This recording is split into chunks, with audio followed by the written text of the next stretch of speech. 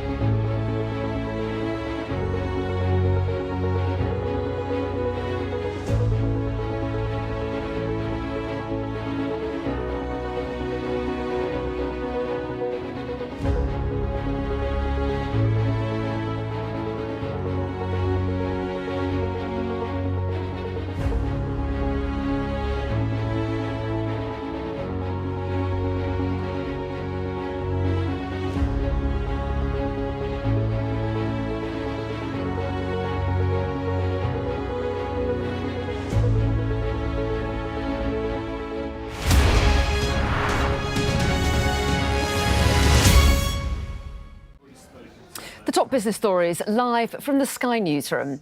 The former chairman of the Post Office says the Conservative government dragged its feet over the remediation and exoneration of sub-postmasters. Shut down, the last coal-fired power station in the UK switches off for the last time. We'll hear from the chief executive of the company that shut it down. Plus, eBay scraps its selling fees amid increasing competition from rival sites.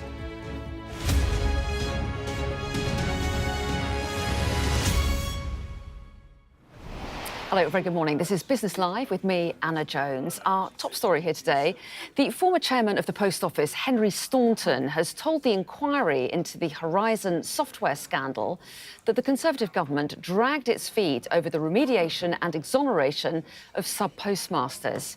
Well, Mr Staunton was sacked by the former Business Secretary, Kemi Badenoch. Well, let's get the latest. Our business correspondent, Paul Kelso, is at the inquiry and joins me now. Morning to you, Paul. So tell us a little bit more about what Henry Staunton's been saying then this morning. Yeah, Henry Staunton was appointed at the beginning of 2022 by the then Business Secretary, who I think was Grant Shapps. It was hard to keep up at that point with some of the cabinet appointments. The idea was a man with great retail and company experience. He'd been a board member of WH Smith, a director of Granada and B-Sky B, actually, for some time, would be a steadying hand at the Post Office. Remember, this was before the ITV drama that put the fate of sub-postmasters so squarely in the political spotlight. He's already lifted the lid on what looks like a chaotic boardroom and executive team, particularly in its relationships with government. He appeared at a parliamentary select committee earlier this year after he was sacked by Kemi Badenoch, who at that time had become Business Secretary and had become embroiled in a row with him. He said the company was effectively in chaos. He made all sorts of allegations about the current Chief Executive, Nick Reed. He said this morning to the inquiry that the state of the company when he walked into the boardroom was a mess. And then he went on to say that the fate of sub-postmasters, paying their compensation, let alone getting them exonerated of their alleged crime, simply wasn't taken seriously enough. This is what he said. My initial impression was that I thought the Post Office and the government were dragging their feet in terms of making payments for remediation in the first place. And in the second place, I thought that in respect of there was no appetite at all for exoneration. Those were the two things that came through strongly to me.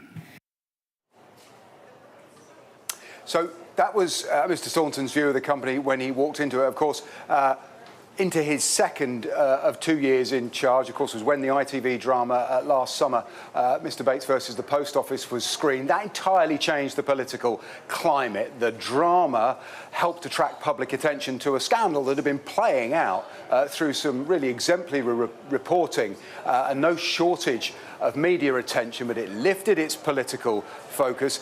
Mr Staunton then fell out with Kemi Badenoch. They had a very public row. He then countered her allegations against him by a host of allegations of his own. He says he has effectively been sacked and the subject of a smear campaign. The inquiry at this stage is looking at the current management of the Post Office. Been very interested in his view of Nick Reed. Now, he's the current chief executive. He's signalled he's going to step away from his role. He's already stepped away from active day-to-day duty to prepare to give evidence to this inquiry, and he'll stand down later this year. The first thing Mr Staunton was faced with was repeated requests from Nick Reed for a higher salary. In fact, he was asked to sign a letter recommending a £300,000 increase to Nick Reed's salary before he'd even formally taken the chair. He said this was a ridiculous use of his time, but he did believe keeping the chief executive happy was something he should do to try and keep Nick Reed in the role, seeing through particularly the redress to sub-postmasters. So what we have here, and I think what we'll see through the rest of the morning's evidence from Henry Staunton, is a leadership team at the Post Office that was in chaos, a great deal of tension. And ever present throughout this are the appointees of government. They have non-executive directors sitting on the board. Mr Staunton's view, certainly, was they were acting more in the interest of the taxpayer, so trying to keep payments down rather than shoveling the money out the door as fast as possible, a position he believes changed only after the ITV drama lifted the fate of sub-postmasters up to the top of the political agenda. Oh, really interesting stuff. Paul Kelso, thanks very much indeed. Really interesting day of evidence. Thank you. Now, Britain's last coal-fired electricity plant has closed, bringing 142 years of coal power to an end in the UK. Ratcliffe-on-Soar Power Station officially ended generation at midnight, marking a major milestone in the UK's path to cleaner energy.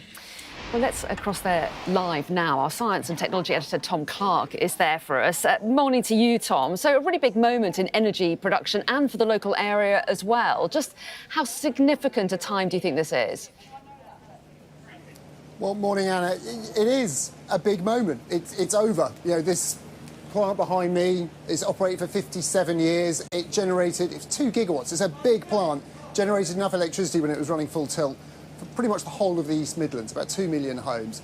A significant asset, and shutting it down is a big moment for the people who work here. There's an odd event going on behind me. It's kind of a wake for a power station.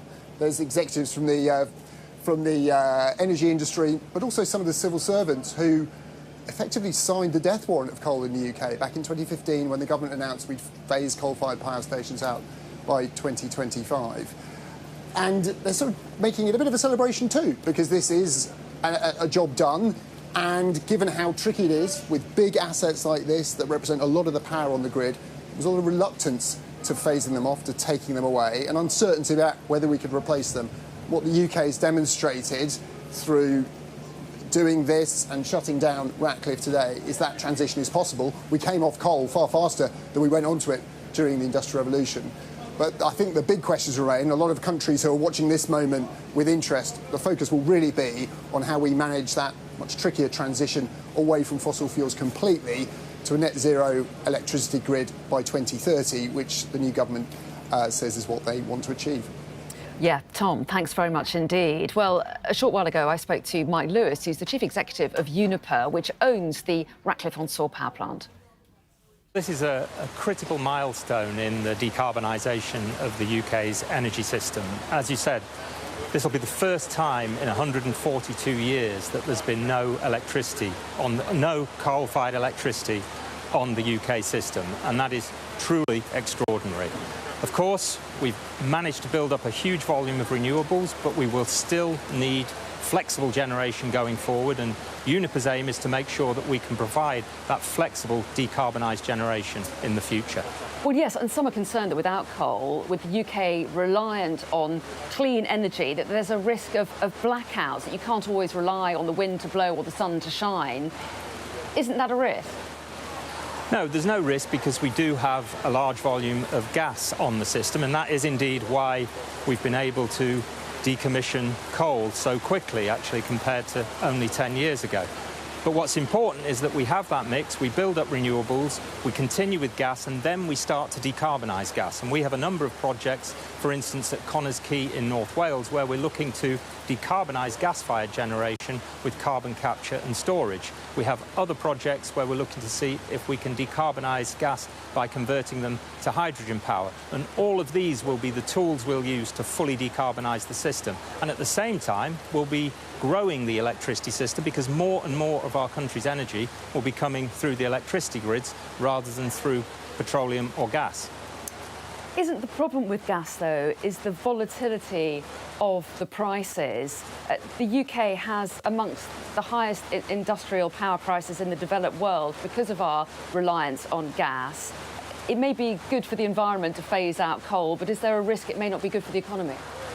Well, of course, gas has been very volatile in the recent past because of the Ukraine war and the fact that Russian gas was turned off almost overnight, and that caused the gas crisis a couple of years ago. Since then, we've built more regas facilities across Europe, and there's more LNG coming onto the market, so the gas price has stabilised to some extent. Also, when you look forward, we're going to build more and more renewables, and the cost of renewables has come right down. The role of flexible generation, that's to say gas and decarbonised gas, will be to provide energy when the sun isn't shining and the wind isn't blowing. So it will be fewer hours, but critically important to maintain system stability. And the new Labour government is seeking to hit net zero emissions from electricity generation by 2030. Do you think that's a feasible target? It's an enormously challenging target, but I'm all for having ambitious targets. It's how we achieve goals. And as I said, we're looking to help decarbonise not just renewables. We have a portfolio of renewable projects, but also, and critically, the flexible generation, the Connors Quay project, carbon capture, and other projects which will help decarbonise flexible generation. So we think it's really important to set ambitious goals, and we're ready to invest where the conditions are right. And what will it mean for prices, do you think? How affordable is that transition?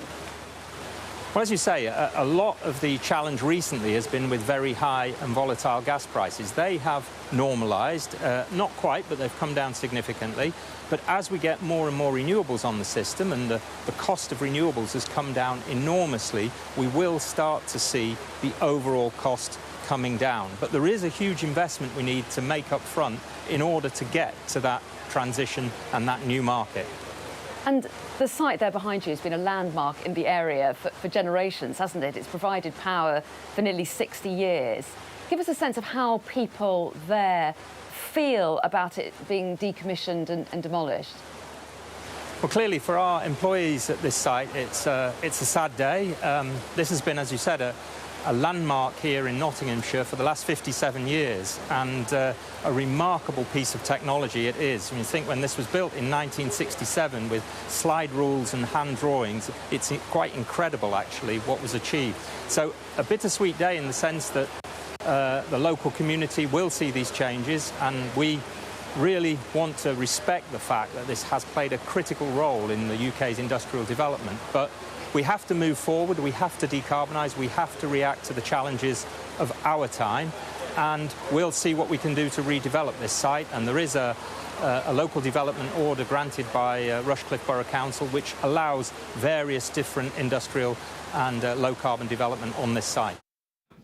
Mike Lewis there of Uniper speaking to me a little bit earlier. Now, eBay has become the latest online retailer to remove fees for sellers. The site was facing increased competition from the likes of Facebook Marketplace and Vinted, which don't charge people to do transactions. Well, joining me now is Kirsty Keoghan, who's General Manager for eBay UK. Very good morning to you. Thanks so much for talking to us.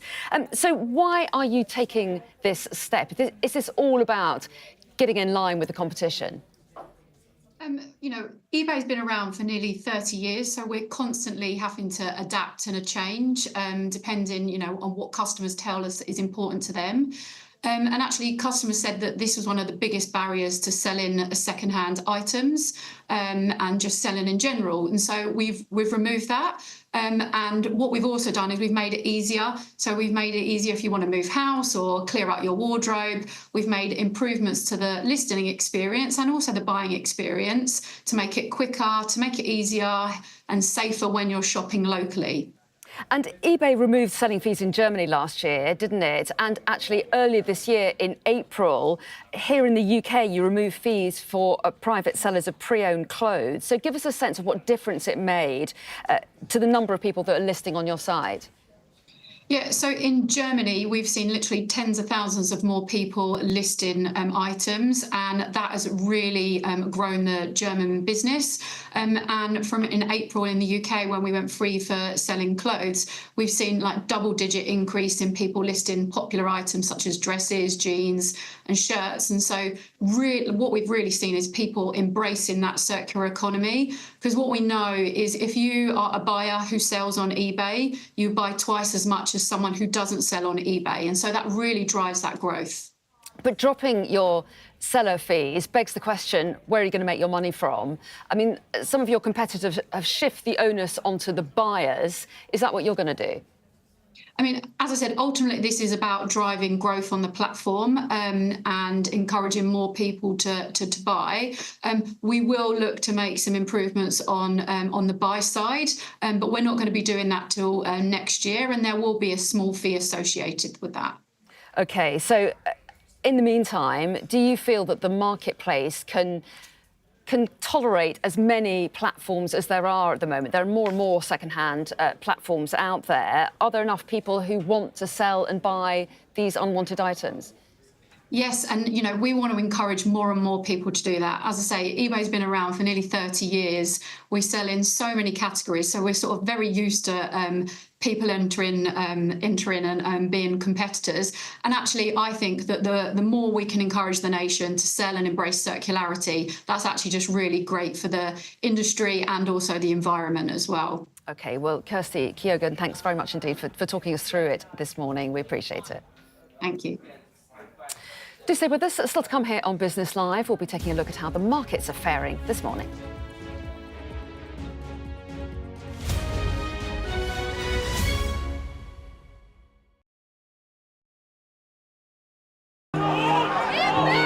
Mayhem in the Middle East, rippling in America's West. Get back! Get back! The resolve of these protesters is now being seriously tested.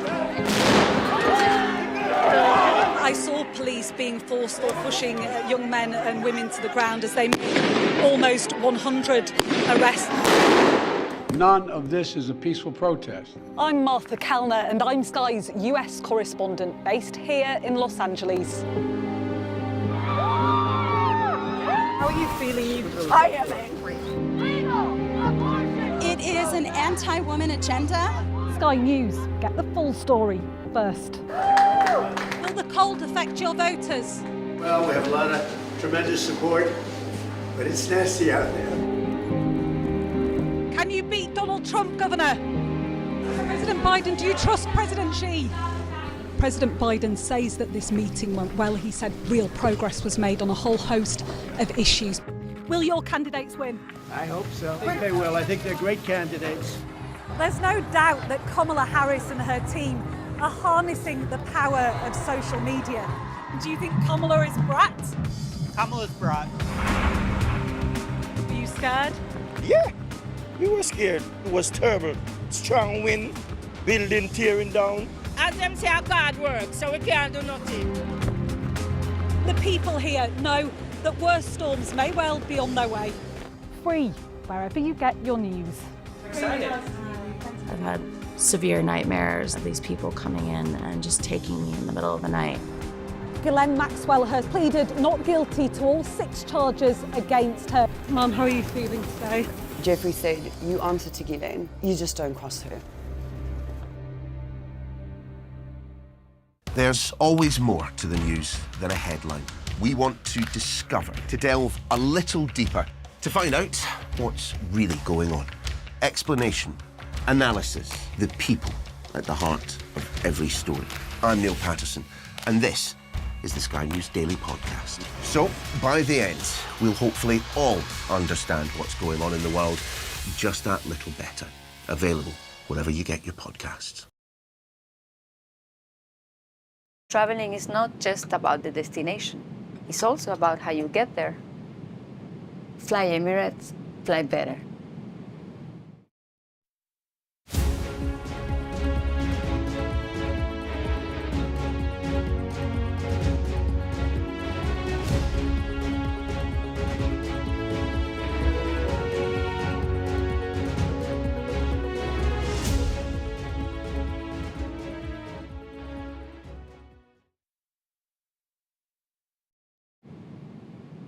Fly Emirates, fly better.